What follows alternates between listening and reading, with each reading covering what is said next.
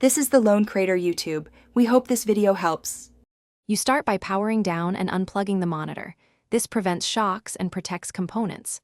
Once unplugged, wait about 5 minutes, then position the screen face down on a padded surface. Make sure you have a Phillips screwdriver, compressed air, lint-free cloth, and a small thermal paste tube ready. You're doing this to access vents and internal fans safely. Once everything is staged, remove the back screws methodically and keep them organized so reassembly is straightforward. You'll now clean and inspect the interior carefully. Use compressed air in short bursts to clear dust from fans, heat sinks, and vent channels. Hold fan blades so they don't spin freely.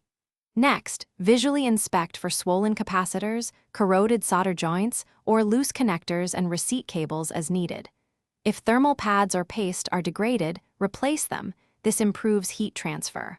Once the main work is done, partially reassemble, so you can power on briefly and measure temperature. You finish by reassembling the monitor carefully, making sure vents line up and all screws return to their original spots.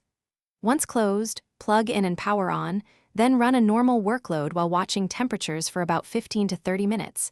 This confirms the fix. If temps remain high, isolate whether a fan, power board, or thermal interface failed and replace the component. If you're stuck, here's one troubleshooting tip. Swap in a known good fan or test the monitor in a cooler room to rule out ambient heat.